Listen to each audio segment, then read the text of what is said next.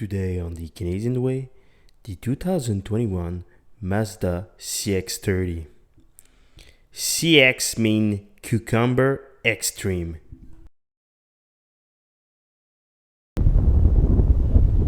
Why?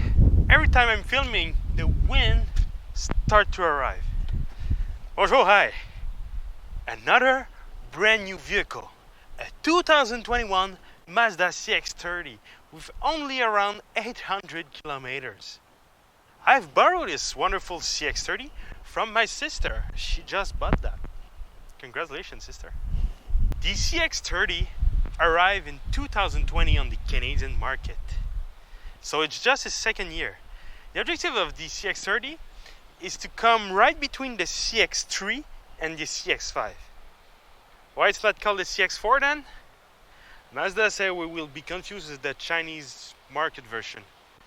Mazda, only big car enthusiasts like me know that there's a Mazda CX4 on the Chinese market.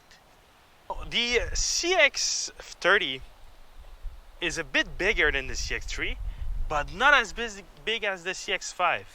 It's actually based on the Mazda 3 hatchback. The basic CX30 starts at $24,550, but this is the mid-trim level with all-wheel drive, the GS, and it starts at $31,065. Today I'm gonna review this CX30, but if you haven't seen my video on the subcompact SUV category, I highly recommend you go see it first. The front end of the CX30 looks spectacular. Mazda used that design throughout the whole lineup, and it's looked like a concept car. Some people might not like it, and I can understand. It's a very aggressive front end, and I don't know if it's gonna age well. Canadian win! The thing I'm not sure about the design though is the mix of chrome and black trim. It's like putting a tuxedo and then going mountain biking. It doesn't fit that well. Another thing I'm not sure is the position of the blinker. Even though the bumper is made of very good quality plastic, I'm not sure if they're gonna resist to our snowbank and ice bank that we'll use to crush in the winter with our vehicle. Only the future will tell. If you've seen my video on the subcompact SUV class, you knew that it would come. The ride height is only 153 millimeter. That's 3 millimeter higher than a Toyota Corolla. Not great. The tires are 215/55 R18. The reason why I'm talking about it, it's because, like I mentioned at the beginning of the video, the CX30 is based on the Mazda 3. And the difference in size between the tire and the tire of the Mazda 3 give the 13 millimeter ground clearance advantage of the CX30. There's no lift kit on that vehicle. It's just a Mazda 3 suspension with bigger tires.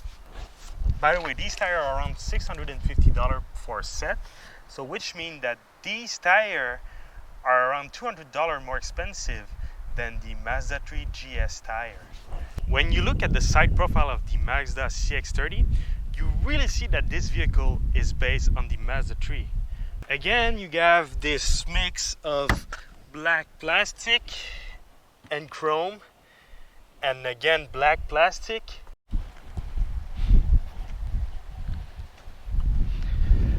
I'm not sure about the way the rear end look on the CX30. It looks like the noise the door does when you close it is not that great. Listen to that. You can really see the metal in the door bending.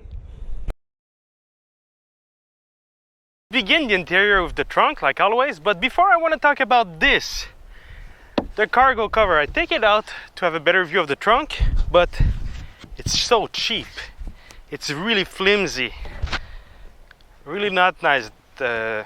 The quality of that is not really nice. And look at the build quality. You see the Velcro around here and here. Not that great. Now let's begin the interior with the trunk, like always. This is a manual opening trunk. I prefer that than the electronic one. Right now, with the seats up, I got 575 liters of cargo. 3 liters more than the actual Mazda 3.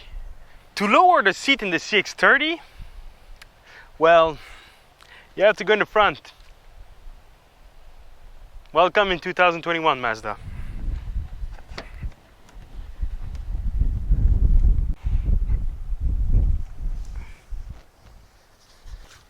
Is there...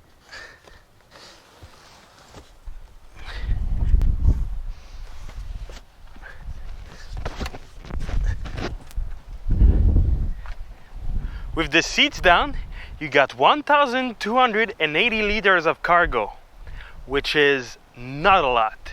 It's less than the Mazda 3, it's less than the previous Mazda 3, it's less than most compact car, and it's one of the smallest trunk of all subcompact SUV. One of the reasons for that, I think, it's because they made the seat a little higher, so as you can see, the seat bump up, and I'm pretty sure it's because of that they lose the space if you compare it to the Mazda 3. So this trunk, sadly, not Snow Parker proof, not dishwasher proof. I spend too much time inside the vehicle with the engine off and the key on, so now I have to leave the vehicle working, otherwise the vehicle won't shut up. So getting in the bed of the Mazda CX30, the door opens. Well, same day, same spot. I didn't do the same mistake than my first video. By the way, the fan is still working because I just drive the vehicle because I lose that portion too. And today it's like 40 degrees Celsius and it has like 69 of humidity, so it's freaking hot. So, getting in the rear of the Mazda CX30, the door opens pretty wide. The front seat is at its backup maximum position. As you can see, I barely fit. My knees are in the front of the seats, and if we hit bump, my head is gonna hit the ceiling. Otherwise, the seats are very comfortable. The rear, my face is gonna smash the ceiling at every bump. Luckily, the vehicle is comfortable, and there's nothing to do. It's not made for adult at all, and you only have climate vents to play with. And they're very nice to play with, actually. They got a nice feeling, and that's it. You got a storage pocket over here, and that's it. I didn't do the same mistake 2 times. Are you kidding me? Never happens. So, getting in the front seats. Again, the door opened pretty wide, and it feels pretty sturdy too. It's pretty, it feels heavy. So, the seats are pretty comfortable and offer nice support.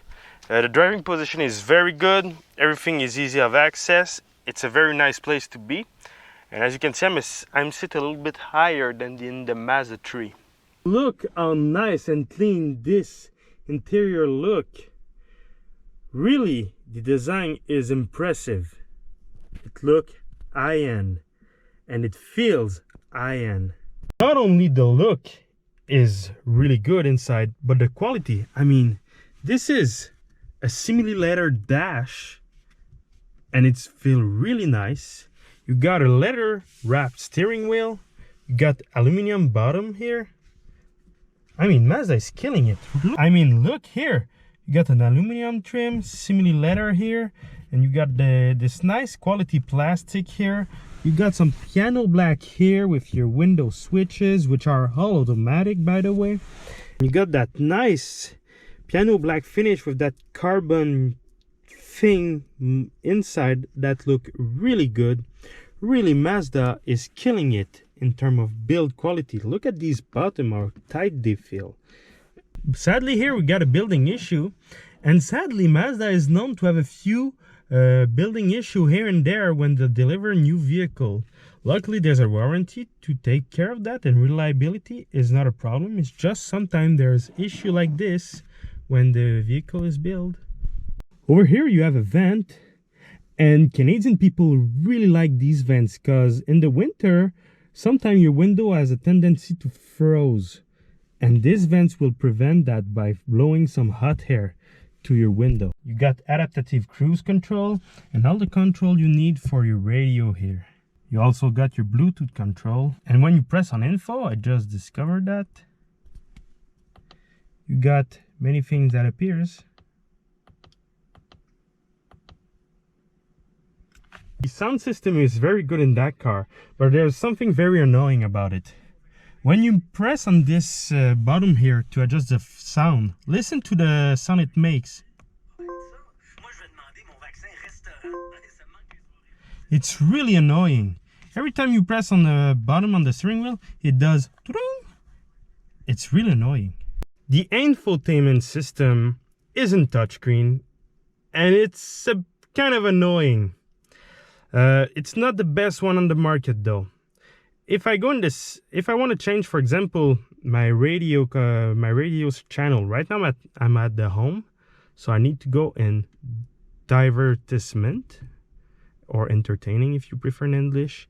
Then I got this that appear. So you're probably thinking, oh, I'm gonna turn that and it's gonna change my channel. But check this out. I'm turning it. And it shows me my favorites. So now I press back because I don't want my favorite. And then I leave the freaking radio adjustment. So I need to go back in. Now I need to find out how to do it. Actually, it's by the bottom over here.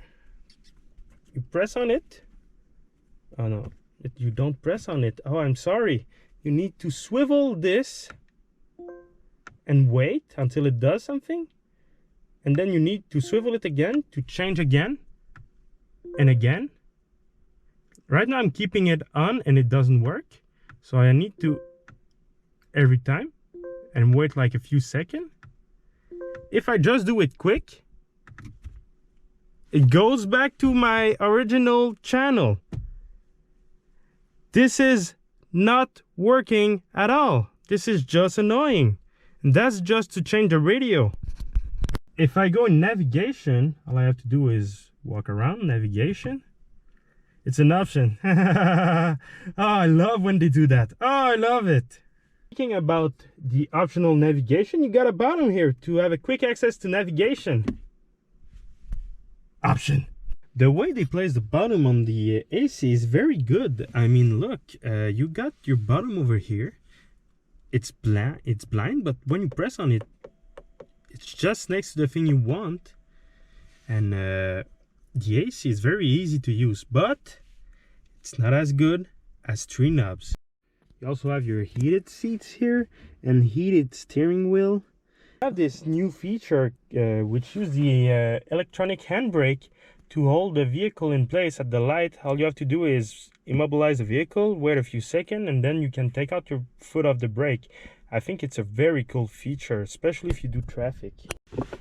The center console, which is made in that beautiful simili leather, is a decent size, but sadly there's no wireless charging anywhere in the car.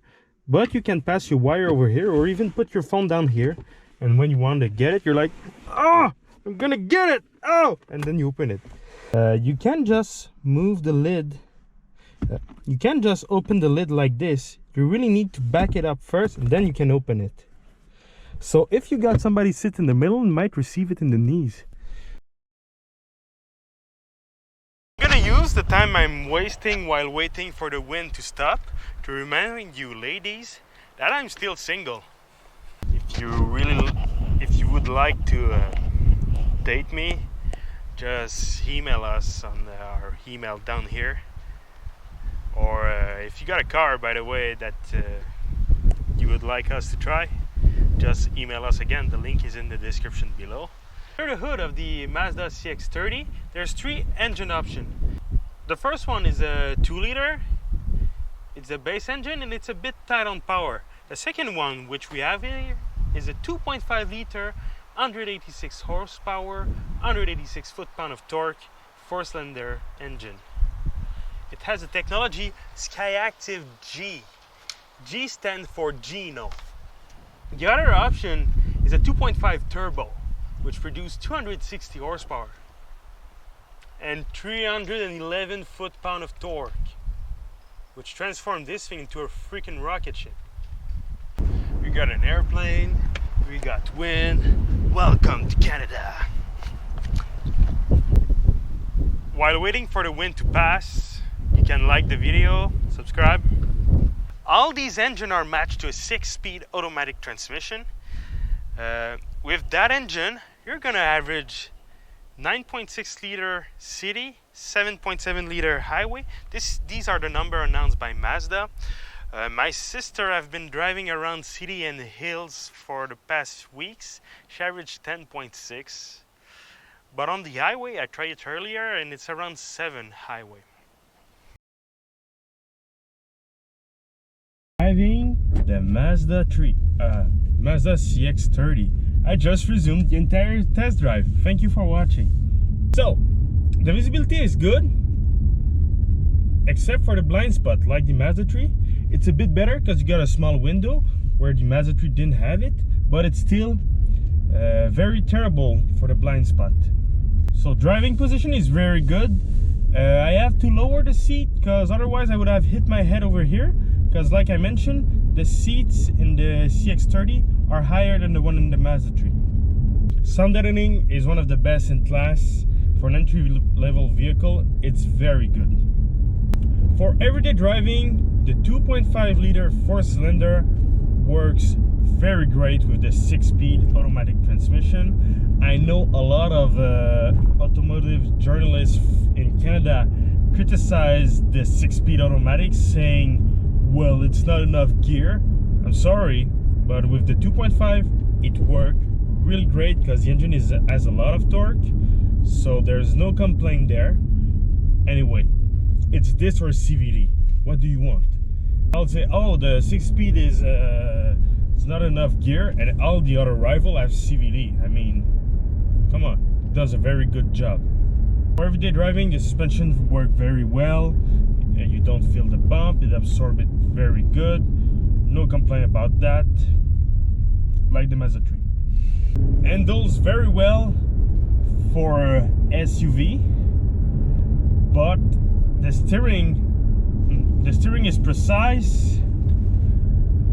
It has a nice weight to it, but you don't really feel the road though.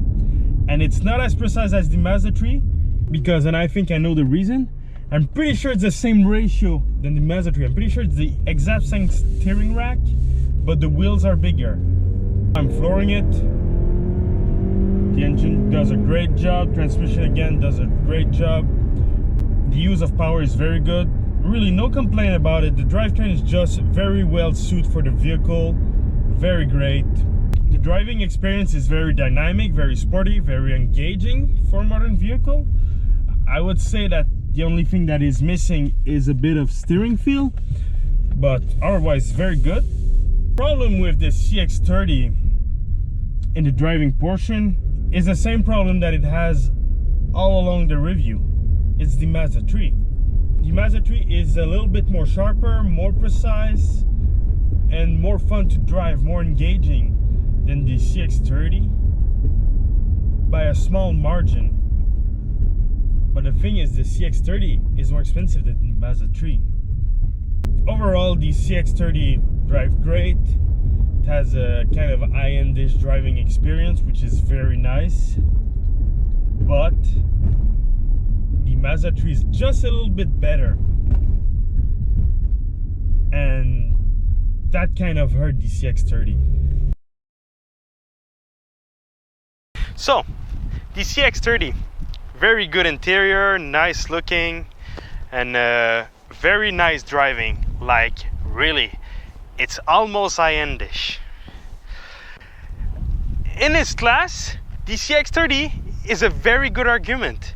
If you want a subcompact SUV, you should go see that one. It's really, really good.